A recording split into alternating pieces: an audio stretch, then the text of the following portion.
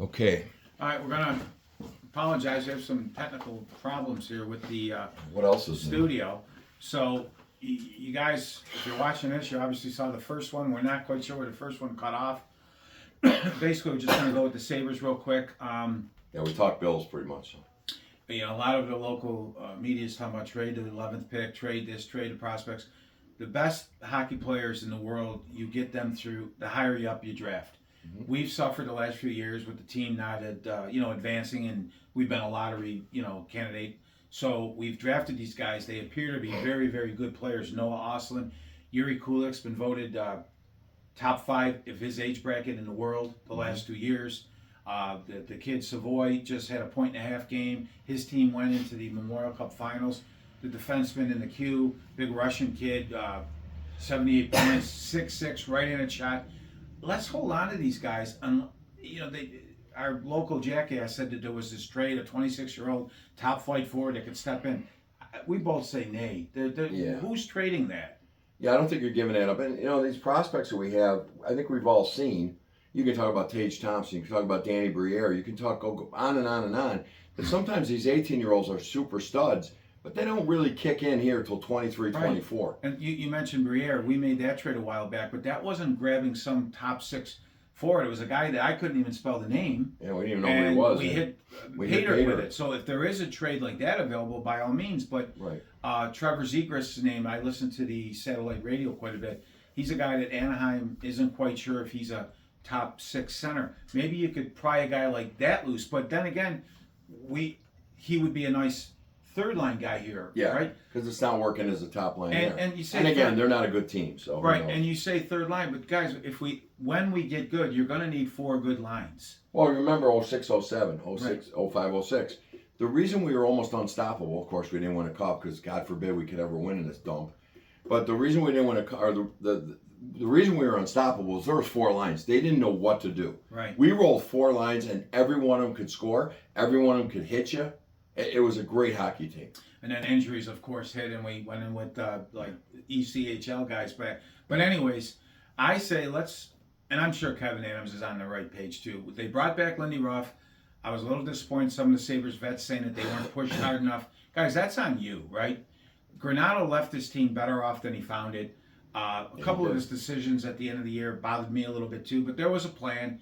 Like, I would have maybe rather have seen Kulik than Oposo as much. But I'm not sure it was. I didn't even have all those issues. My issue was I guess it was an undocumented one. What I mean by that is he got him to a spot, and it just didn't seem, no matter what he said Right. or what he coached, that they were going to go over that hill. Yeah, I think he couldn't get that final message, or for some reason he didn't have the right buttons or whatever. Well, they got a button pusher now. He's a mind game player. I think he's changed from listening to him.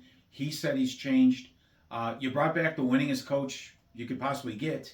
Yep. And I think that I think the real eventual coach of the Sabres is Seth Appert. That guy's the real he deal. seems like the real deal. And again, it's a short contract for Lindy. But I just think, look, we're not that far away. You look at these teams, right? I went at the end of February down to Sunrock. We lost 3-2 to them, and we played really well. At the end, they were stoning us. We couldn't score. We lost 3-2. We beat Edmonton. We beat every team that was in the playoffs. Listen, we're right there. But a team right there is not good enough. You've got to do something in the last, let's say, 10 minutes of a game that gets you that game, and we're not there yet. However, there's talent. There's good goaltending. There's good defense. You get this team, you get somebody like a Ruff, maybe he can bring it all together, and a different look. Maybe stop. Don't just start handing away our talent because it didn't work since, they're getting older, they're getting better, and you'll see the 18, 19-year-olds become 21, 22, 23-year-olds. Those guys can play hockey. And you need a little bit of our bottom guys have to be a little more harder to play against. They say Sabres got to be harder to play against. Sabres were pretty hard to play against. Mm-hmm. They outskated teams. Well, they're hard to play against because of the speed. Speed and certainly, transition. Yeah. But we need a little more physical. Yeah, we didn't right? hit anybody. And we need our good guys to have open ice and not worry about the cheap shots. We lost a lot of guys from kind of shitheads, right? Yeah. And we need, no, you're not hitting me like that today. And I mentioned the Bandits a lot about how if you watch the Bandits a lot, They have to take a cheap shot on Bird or Vitz. That's answered immediately. Yeah. It doesn't happen anymore. So we need a little more of that attitude. Watch for some of the guys that some of the better teams maybe can't afford to keep, like Dakota Joshua. Oh man, I don't know some of the names. Right? no, but there's a guy that is like 6'5", will knock your teeth out and can score. And I don't know hard to other find names. Kevin Adams knows. That might be all we need to do there. Yeah. Is fill in a little grit. And this Savoy, this kid might be a diamond in the rough too. But if a funny trade does pop up, but for our local guys to say just go and do it, no. The idea is to sustain, right? Yeah. We got guys in Rochester. They've done a really nice job. You got Tyson Bozak, Louis Rusak. These guys are good hockey players. They're not Gretzky, but they're good hockey players, and it might just be the missing links. They may be your third and fourth line players.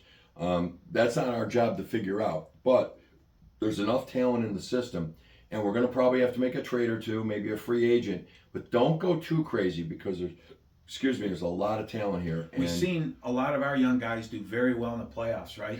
So I'd like to see some of that happen here, right? Yeah, we don't wait. We're ready to give everybody away. So Zadorov, okay, we got Ryan O'Reilly and everybody, and I thought it was a great deal. But now Zadorov has been a hell of a. Now he's not a superstar, but he'll knock your teeth out. He's solid. He scores some goals. McNabb we gave up for Tyler nobody. Myers obviously isn't a bad hockey player. No. Right? He won the Rookie of the Year. I think the last Sabre to do that, yeah, right? 2010. And not too many Sabres did do that. Hard to believe that. And, it was 2010. But he didn't do this or didn't do that. And part of that was the Lindy Ruff mind game that I bring up. No, that's true. But I think more of a problem was Spacek playing with him.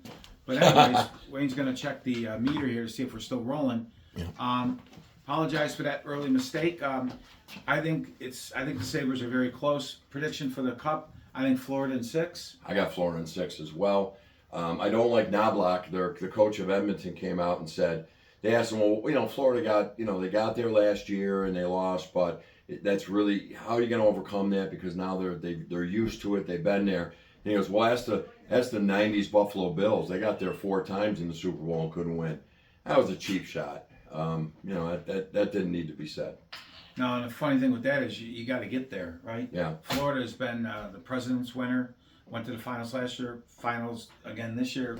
They've played more games in the playoffs than some of these teams play. They played a lot more games than other teams have played. It's not easy to get there, Chuck. Yeah. And as long as you believe it, Chuck, I guess that's what's good. Yeah, exactly. So. Plus, what kind of a name is Knobloch? Yeah. You want to get knobbed? Block? No. So and we'll have our draft show in about 3 weeks. Right. Of our draft show, and we'll see how that goes. Last year, I saw Savoy hanging there. I called it. We take him. Not that it was.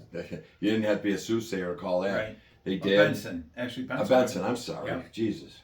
And boy, did we turned that into a home run. We're close. And like we said, we'll do a little draft show in a couple of weeks. Combine's going on downtown as we speak. Yeah. That means the knitting needles are out. The wives are talking. What's happening there? You're exactly right. What's happening there is the groundwork is being laid for a possible meeting on the draft floor. Yeah. So you can't talk trade. No. Like at the combine, you can't. You got to have there's cookie bakes with the wives. Then you bring it up to fruition. It's ridiculous that you can't make a trade in this. They have found that these T-shirt quilts that they make starts a lot of key trades. In the old days, Punch would just call somebody and say, "Hey, I want this guy, Eddie Shack for Rene Robert. Well, let's do it." Yeah. Now there has to be groundwork laid down. But it's Mickey Mouse and whatever. It's the NHL, right? But we'll see what happens. I think we're close. If you wonder why we're talking fast, because we don't know when this camera's going to go down. But anyways, in the political world and stuff, all I'm going to say real quick is if you